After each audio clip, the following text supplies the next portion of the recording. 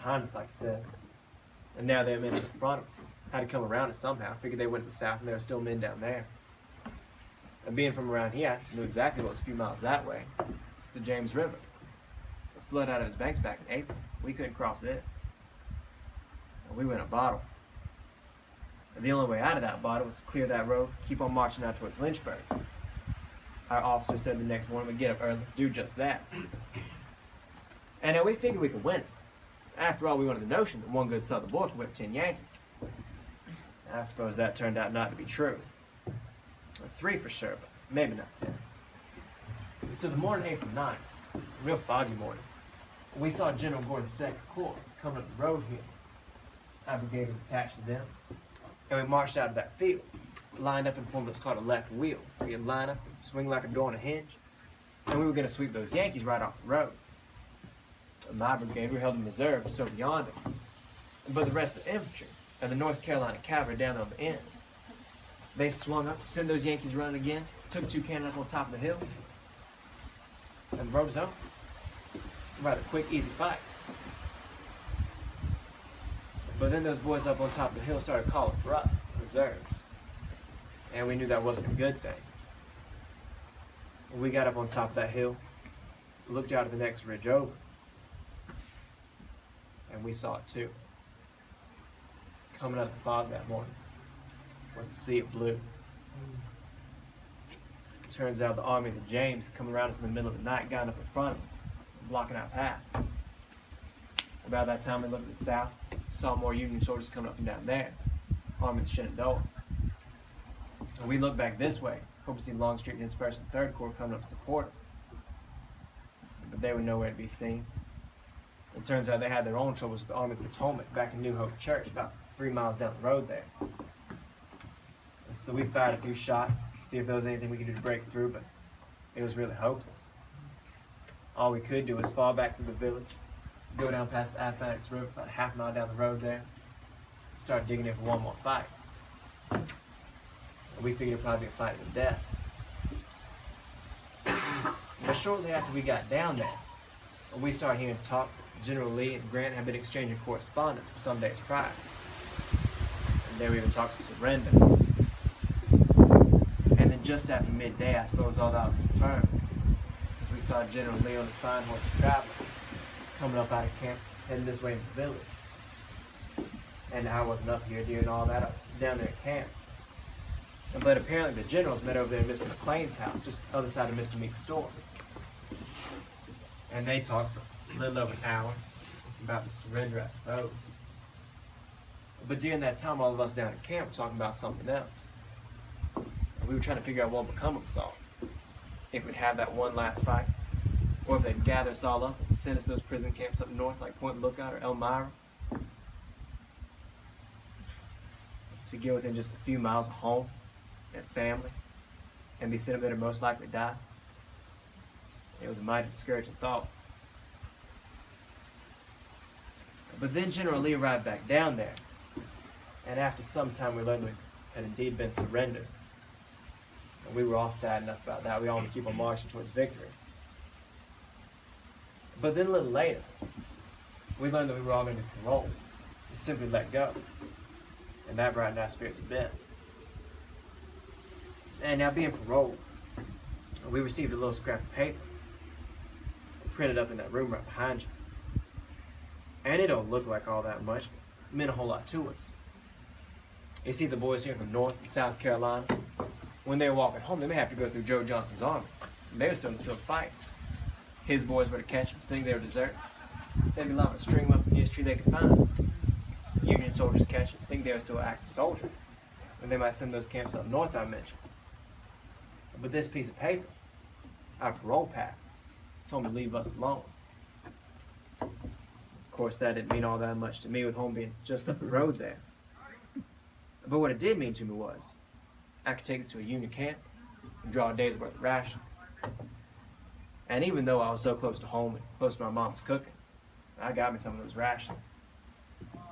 You see, we'd been marching 3 days on empty stomachs, and I was ready to get food just as soon as I could. It was mighty Christian of it. But there was one other thing you could do with this piece of paper. You see, some of the boys here from states like Texas and Alabama, it was too far from them to walk home. So they could take us to a train station or steamship and tell the folks where they're from going home for free. Well, I was talking to some boys from Louisiana, and they saw this as quite the opportunity. And they figured they'd never seen much of the country before, weren't going to have a chance like this again. So last I saw them, there were 4 of them, heading up towards Charlottesville. And they said they were going to go to a train station there and tell them they're from New York City. Now, I don't know about you folks, but I've never heard of a Confederate from New York City. But I reckon they had them a good stay up there on the federal government's greenback. But before we could get this piece of paper, they told us we'd have to formally surrender. Lay down our guns out here in the road in front of all those Yankees. And I figured that'd be mighty embarrassing. I didn't want to do it one bit. I thought to myself, one night I'd just leave my musket down there in camp, sneak off going home, not worry about it. There are plenty of boys from around here doing just that. But I'm glad I stayed and received my parole pass. So there on the 10th of April, what was left of the cavalry, and they surrendered right up here. On the 11th, the artillery. They were supposed to surrender up here, but their poor horses and mules were so weak from the march, they couldn't even drag cannons up the hill down there. Had to surrender the other side of the Appomattox River. But on April 12th, exactly 4 years after firing on Fort Sumter, it was our turn, the infantry's turn to surrender. That morning, we went under General Gordon's command. And the Yankees, they were under General Chamberlain's command. And he had his men lying either side of the road from down there by Mr. Pierce's house, up through here to about that bend in the road. And we were to march up between them. And as we were, I kind of had to head down. But as we were marching, I heard a shuffling of guns around us. And I looked up to see what that noise was. And I saw all those Yankees, the ones we've been fighting for so long, now shouldering their arms. And kind of a military salute, we heard the gun up a little high. And General Gordon ordered us to do the same thing. And that was quite a sight to see. After all that time, fighting and bloodshed, now all of us right down there saluting one another, showing each other respect. But after we came past all that, it was time for us to stack our arms. When we came out here in the road, set our guns down, and locked the bayonets together like we'd done 1,000 times at camp, I suppose. But it was different that time, knowing the last time we'd ever do it. And then we took off our belts and other military gear, hung them down the bayonets. And then came perhaps the hardest part. Our regimental flag, the one some boys had fought under for 4 years, the one that had holes shot all through it down there in Petersburg, the one we followed the road here to Appomattox. We had to roll it up, set it on the bayonets, and walk away again.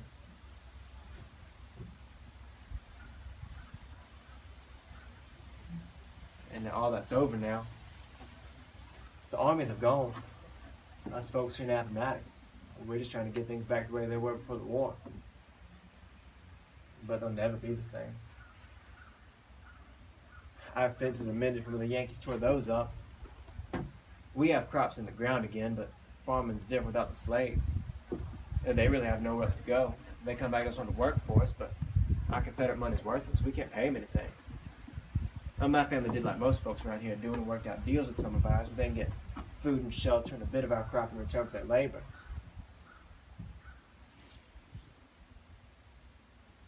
But the real reason I say things will never be the same is because of all those men we lost.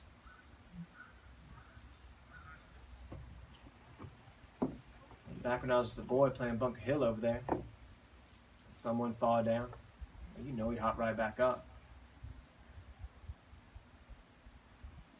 But I saw some of those same boys fall on the battlefield,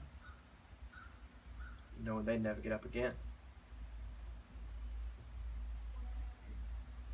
A company has 100 men in it. When mine returned home, there were just 9 of us left.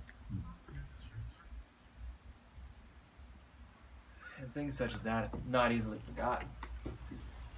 The enemy that caused all that, not soon forgiven. I know for some time there'll be hard feelings between the North and the South. But the reason I say I'm glad I stayed to receive my parole pass is because what I saw on the road that morning, all of us saluting one another, it gave me hope that one day things might be a bit better.